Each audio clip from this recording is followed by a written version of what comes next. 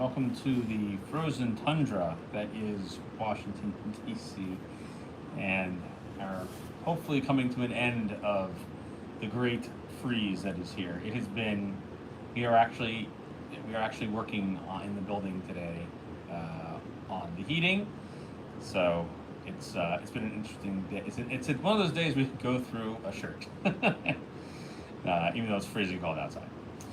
So, welcome to our Mishnah Berurah class. We are in Orach Chaim 139, Kuf Lamed Tes, and we are continuing in our laws of reading Torah, and we are discussing the recitation, public recitation of the Torah reading and the blessings that are recited for it.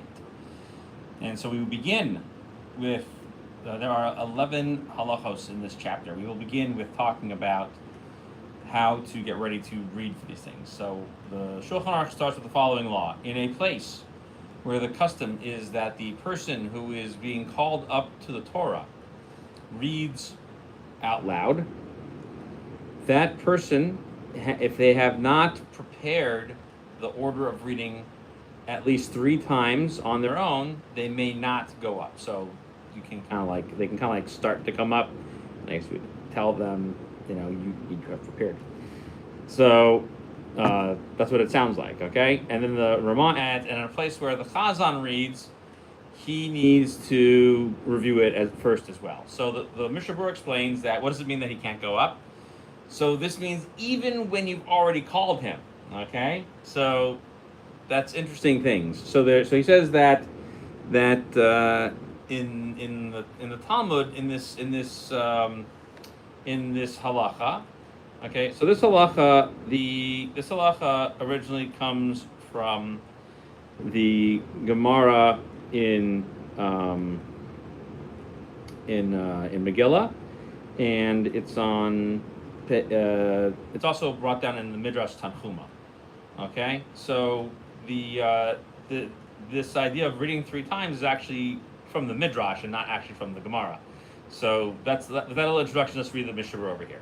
So the Mishnah Berurah himself is quoting the Gemara on this, and he says there are 3 things that shorten a person's life, and one of them is someone to whom they give the Sefer Torah to read from it, and he does not read from it.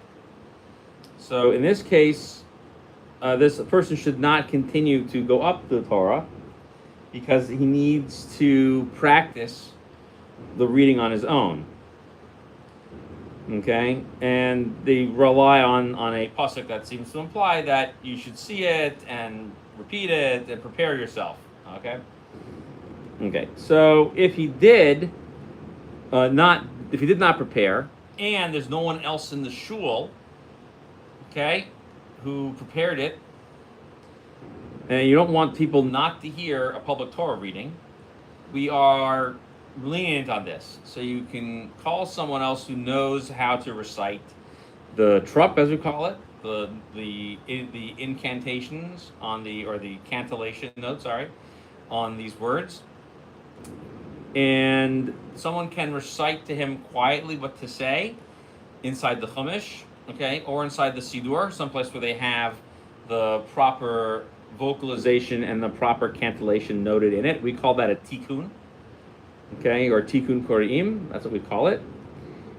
And later on, we will discuss this in more depth in the Mishnah Berurah in chapter 142.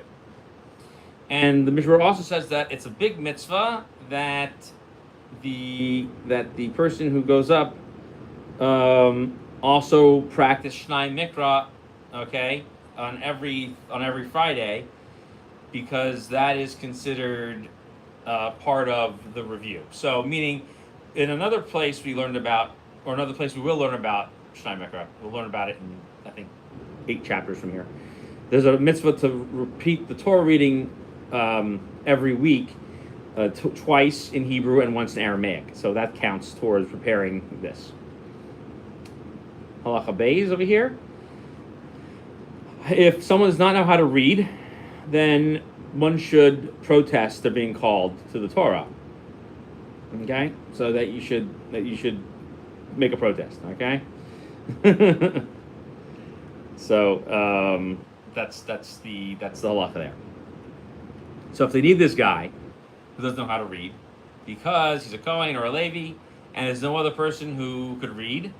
Okay, so what happens is that he goes up to read, and the Shaliach Tzibor, the person who would normally know how to read the Torah, repeats for him every single word so that he knows what to say and to read it from the actual reading of the Sefer Torah. In that case, he could then fulfill his aliyah, and if not, he should not come up for the aliyah. Okay, so what does this mean? Knows how to read. So we're going to learn in we're going to learn here in a moment. We're going to learn later on. Let's see. I think my Shabur has a mistake over here. All right, we're going to learn. It says we're going to learn later on, but it says it here that he has to know how to read Hebrew. All right, so I think I have a misprint in this Mishnah. But we'll learn later on in this chapter that he needs to practice it. So we don't have anybody else in this. So what does that mean? That people don't know how to read after the Shaliach Tzibor repeats to them word for word, okay, and knows how to find their place in the Sefer Torah itself. Okay, and this is something that the Shulchan Aruch himself holds this way, and says that in a case like this, if a person can't read it himself, even when a Shaliach Tzibor repeats it for him, that in this case, such a person shouldn't get called up at all. However, the Ramah, and this is at the end of Sif Gimel, which will be the next halacha coming up, that we call up anybody, even the dumbest person in the place, right? And even if he can't read it at all, and because we're going to see that someone reads in his stead the whole time, and if that's the case, this rule changes.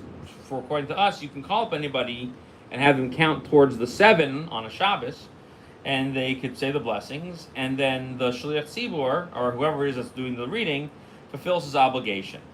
Okay, and that's what we're going to see that later on, and this is also quoted as the final law by the Vilna Gaon and the Maharil. Okay, Halacha Gimel.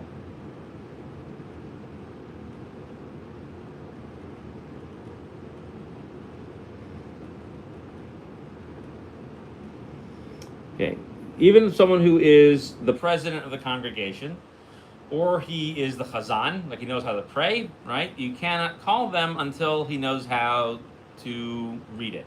Okay. So that's what we say, that you shouldn't call him up until we can establish the fact that he is told to read. Okay. So we'll explain what that means in a minute. What does it mean to be told to read? Like I call him up and he practice, or does that mean that he can't read until I say you have permission to go ahead and read now? So we'll on that in a second. So our custom is that the Shaliach Tzibor, the person who generally is in charge of the prayer for the congregation, when he wants to, he can go ahead and walk up to the Torah, say the blessing, and read without getting permission from anybody. Okay, because it's implied in his contract when they made him the person in charge of the congregation that they gave him permission to do this. Okay, so whoever's like maybe this person or the Rav of the shul, whatever, he can say, "Listen, I'm going to read this, and you just say the blessings." Okay, so the Ramah clarifies the minhag a little bit more. It says in our countries we don't follow this custom. Okay, and the chazan, the person who would normally recite the prayers, only goes up to read from the Torah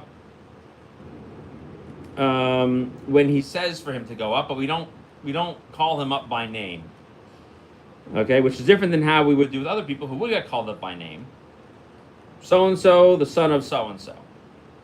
Okay, so that's different. So if you're just going to go up and do the reading, you're just going to read and you're not going to get called up by name and get a special recognition for that. Only people who are going to come make the blessings are going to do that. That's what the Ramah is saying. Some things over here. Someone whose father had apostated to idol worship or Christianity or some other religion. He gets called up by the name of his grandfather. Okay. But not by his father's name, in order not to humiliate him. And that's only if that person was never called up by his father's name previously. But if he's an adult and he's normally called by that name in that city, he's continued to call by his father's name. Okay? And then his father goes ahead and apostates to another religion after that. You still continue to call him that name, which was his father's name, because he's normally called by that name, and we don't want to change that because that might be also embarrassing. And so too, if we're concerned about picking fights with the person who has become the apostate. Okay? Now, people who are fatherless, okay, there's two types. One is called an asufi. An asufi means that the parents abandoned the child, okay, and we don't have a name for them. And the shtuki is the mother was raising the child without declaring who the father is. So he gets his grandfather's name. And if we don't know what his grandfather's name is, we call him the son of Abraham like we would a convert. Okay, and that's the Ramah's own opinion. A blind person, the Shulchan Aruch continues, is not called because he may not read from the Torah, because he cannot read even a single letter from the Torah. Okay. However, the Ramah says the Maharil disagrees and says that now we call a blind person because we read for the Torah in their stead, like we do with any other person who is unlearned. All right, fun stuff in here. There's fun, cool laws about giving aliyahs to people. Okay, so first thing we said, we're talking about you can't just walk up on your own, even if you're the president of the shul. And the Mishnah says, and so too, you're any other person. And the reason why is because no single person should feel so entitled as just walk up there and cause a scene and pick a fight. Okay, so we want to avoid that. Now we made an exception for the shliach tzibur. There's a certain person who runs the whole shul. Maybe he's the rav of the shul, whatever it is. He gets to walk up. So according to what the Shulchan Aruch is saying and what the measure of his permission is the following. So the Mishnah explains that he has an implied permission to do this from a moment of his appointment to this job. And in fact, it's explained better in the Shulchan Aruch's commentary, Beis Yosef. Now our custom is that he is the one who's going to read instead of the people called up to the Torah. Okay, so the Bishop admits that that's the common custom, different than the din of the Gemara. And since he's been given permission to be in this position of running the davening and running the laning, all that, so he has permission to call himself up as well. And people wouldn't be so annoyed if he went up and just let himself say the blessing. Okay, and especially since he himself is the one who is reading. Okay. If a person has an apostate parent, you don't call him up. Okay. So we don't want to acknowledge that person. We don't want to embarrass them. And nonetheless, we don't say. We also don't give additional names for the father, like our friend or our teacher, because we don't want to say something false either. We just want to say something quickly so that people wouldn't pay attention, and just the guy knows that it's his turn to come up. Okay, so that's part of the way we change it. Now, if a new person comes in and he wants to know how to be summoned to the Torah, then that new person gets called by his grandfather's name. Okay, and Mishnah then says, what about the grandfather's name? So in a case of where we're talking about an orphaned or abandoned child, or someone where they don't know the names, so that the first moment when they first were rescued, okay, and then a woman comes up and says that she's the mother, so that's when you need to ask for the names. So there's a Taz that he quotes over here. You should always call him Ben Avraham, and the Chai Adam also says this is preferable as well. So adopted children should technically take on the name Ben Avraham, is what the Shulchan Aruch is handling over here. If he doesn't know the name, so if he doesn't know his father's mother's name, okay, so that's the grandfather we're talking about, then we call him the son of Abraham, okay, because he's the father of many nations. Okay, and now we say that and the Ramah says now a summa, a blind person, may come up, and the reason is because someone else reads instead. Okay, And since he's going to be, that person's going to be reading from the Torah, it doesn't matter if the person who is called up to the Torah is doing stuff correctly or not. Okay? And so, which means that this Maharil that the Ramah is quoting is that our custom is to be even more lenient, and even if he can't read word for word, so we don't need that anymore. And nonetheless, as we see from here, this is why a blind person would work as well. So most people say that that this opinion of the Maharil is the established custom, and we do not allow those people to be called up for Parshas Parah and Parshas Zachor, because those people should be the ones who recite it themselves. We're a little more strict in those cases. Let's see over here. So the current halacha has changed even a little bit more over here as well, but we'll come back to that. Let me add a couple of things here before we go on to the next halacha, because the next halacha does change a little bit from the topic. So let's just stay on this topic here for a second. So a couple of interesting things is that someone who is, let's say, who can't stand, like a person who's in a wheelchair, could also be called to recite the bracha, even though technically we'll learn later on that has to be recited standing. That person could say the blessings, but the person who's doing the reading should be standing. So therefore we can be lenient in that case. And we'll come back to, let's say a person is so bad at Hebrew they can't even properly recite the blessings. Right? So the question is whether or not that person counts towards the 7 or not. So in those cases, as long as they can say the blessings, they should be okay. Another interesting thing is in terms of what name do we give the child. So the problem is that a person will often, when they get married, they'll want to give the name that they're called to the Torah. Okay? So technically speaking, this rule and the name you write in a ketsuva, right? In the ketsuva, you're not going to take the name that they're called up to the Torah because the laws are a little bit different. Meaning that we call him by his grandfather's name when he gets called up to the Torah, but we're not going to use that name in the ketsuba. The reason why is because in the ketsuba is a legal document, and the person has to be clearly identified as who he is, and so calling him by his grandfather's name is not appropriate, because it also means that we assume we're not going to be able to clarify specifically what his lineage was. And so therefore we're not allowed to use that name, not for neither the groom or the bride in the ksuba. You have to establish who exactly they are and who their parent was. So if in a ksuba, people would write either the mother's name, and so that way you could establish that the son is who's either his father is an apostate or his father is a non-Jew, but we shouldn't use that name. Now many people would say that you can just use in the ksuba, you can use the father's name, but since it's also read publicly, some people want to avoid that. They want something else in there, so you can use the mother's name in that situation, even though we know who the father is. So in this case, we don't want the apostate father's name to be mentioned publicly. So it's a little bit different. So, but consult the rabbi before telling somebody what your name is going to be in your ksuba, because those rules are different than this. This is a matter of public humiliation, public embarrassment, and also public protection of the Torah. We don't want a person who is an apostate to receive any public acknowledgement for their apostasy. We would rather they not be considered a participant in the thing. So we would want them to not be mentioned. So just another little caveat. Technically speaking, the name of that person is with which they are called to the Torah impacts the name that's written into their get. That's usually just for their first name. Okay, so what their name is called is so and so, the son of so and so. Their first name that's in there is going to be the one that they often write into a get. And a get also has different rules.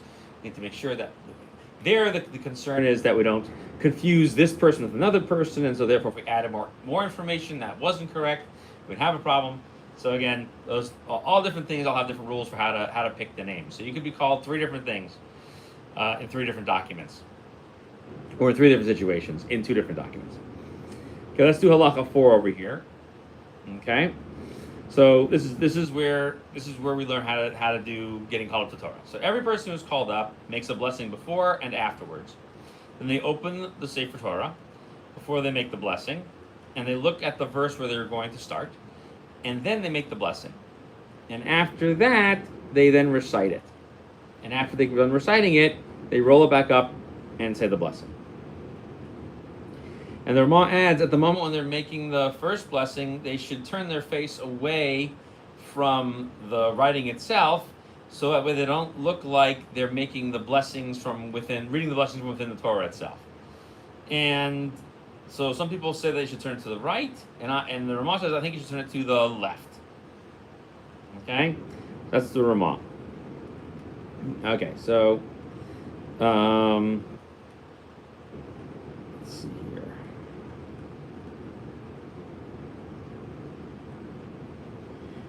Okay.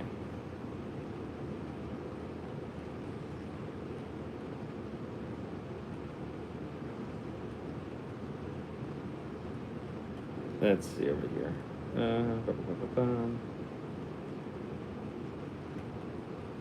Okay. Lost my place. 1 second. Okay, so if the Sefer Torah is open, and so it should be rolled close. So too, if you haven't taken out the Sefer Torah. 1 second. Wait. Oop, there's a mistake in here. Okay, 1 second. Give me 1 second over here.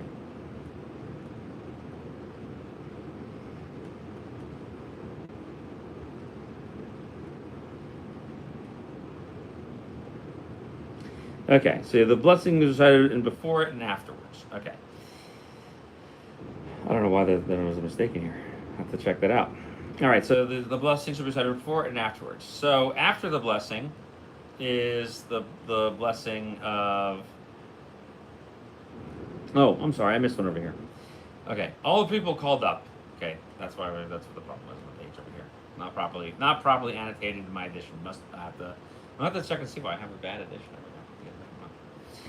Okay, everyone called up, even though the rule is that a person does not need to say the blessing, meaning on the very first aliyah, and the very last blessing at the very end of all the readings. Technically the middle one should be their mitzvah should be fulfilled by making one bracha and covering all of them. So the rabbis made a rule that because people come in and go out in the middle of the reading, okay, and they didn't hear the very first blessing, and they're leaving before it finishes, and people are going to say that we read the Torah without making a blessing. So that's why every single person who makes an aliyah also makes the blessing. Okay, so we say before and afterwards, which is the bracha of Asher Nasan Lanu, right? So everyone agrees that it is a rabbinic blessing. However, the blessing before the reading of Torah, which is Asher Bachar Banu Mikol Hamim, is either a Torah requirement or a rabbinic requirement. And that's assuming that you haven't said the blessing over Torah for learning Torah that day. But if you have said the blessing for reciting Torah for that day, then everyone agrees it's rabbinic. Okay? And we only recite it because of the honor and dignity of the congregation. And we'll talk about that more in halacha number 8. If you make a mistake reciting this blessing, and you say Asher Nasan Lanu instead of Asher Bachar Banu, if you remember before you say God's name at the end, okay, right, Baruch Hashem Nosei Torah, then you should start Asher Bachar Banu. Okay, so fix that. If you've already said Baruch Atah Hashem, and you haven't said Nosei Torah, you should say Nosei Torah and call it a day. And okay, and by the way, yeah, we say you should say Asher Bachar Banu at the end of the reading. We also say that the first blessing should be recited properly, or let's say you said the first bracha properly, and then you say the second bracha incorrectly, which is you say Asher Bachar Banu, okay, with the second one. If you remember before you say Baruch Atah Hashem Nosei Torah, then go back and say Asher Nasan Lanu Torah Semes, and fix that. But if you didn't remember until you said Baruch Atah Hashem Nosei Torah, right? So then you should start the bracha over again. And if you remember after you say Baruch Atah Hashem, before you say Nosei Torah, then you should say Asher Kiddishanu b'mitzvosav, Asher Nasan Lanu. Elokeinu Melech Haolam. Right? I'm sorry. You should say Elokeinu Melech Haolam. Okay, so that's the rule on that. And you need to also look at the verse on which you are making the blessing. because you need to know on what you're making the blessing. Right? So if you're making a blessing on food. Okay, and so then we say that you should open it and then say the blessing, which is to say, you don't need to. Oh, I'm sorry, this is the next one. And then you should first you should close it and then say the bracha, because you don't need to. You should be rolling the Sefer Torah closed while you're holding it. So roll it closed first and then say the blessing. And that we also want people to think that the blessings are written in the Torah. So closing it first is important. Okay. And so we want people to think that the blessings are not written in the thing itself.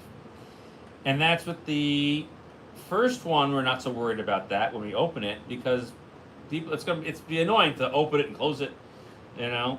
So we open it and we say the blessings and find the place. Okay. So they shouldn't have to wait for you to go and try to find the spot again. But in the last bracha, then that's why we close it.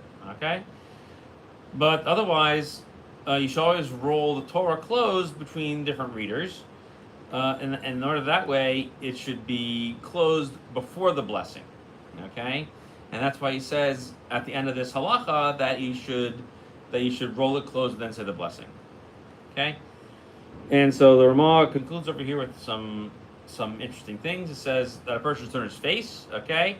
Why? He should turn his face away because, again, we don't want to keep people waiting around while you open it and find the spot again. Okay, and if you've seen people do that, just remind them that they need to, when they make the bracha, they need to know where they're going to read from ahead of time before they say the bracha. And if they're not sure where that is, that's why the person standing there shows them where to read from. Okay, and that way they should say the bracha, then go read with them. I'll talk more about that in the coming halachos. And that way, but we wanted your face to turn away so people don't think the bracha is written in there. And we're going to talk about that more, or we talked about that. Something similar to that in the previous halacha. So the Ramah says, look to your left. Okay, why are you looking to your left? Because that's God's right. And so therefore you're always standing with God looking at you. And we said that earlier when we talked about prayer, back in Siman 123. However, some people say that really it's not appropriate to turn your face away from it, because you look like you aren't saying the blessing on what you're reading. Okay, but there should be another way, which is to kind of like move your face to not look directly at the book. And that's really the best thing, is going to adjust your eyes so that you're not looking directly in the Torah, right? So that's the way you put the things down, and that's the way to do it. Some people bow, and some people tilt forward or bend their knees when they say the blessing out of the honor for the Torah. But a person should not bend their knees at the end of the blessing, because that is like adding to the bowing. Okay, so therefore you should only do it in the middle. We learned that law, but not adding on to the bowing, back in Siman 113 when you're doing silent Shemona Esrei. Okay, so that is where we will hold it today. We will pick up next time learning about the laws of reading the Torah. Thank you for joining, and we look forward to seeing you at our next event. Take care.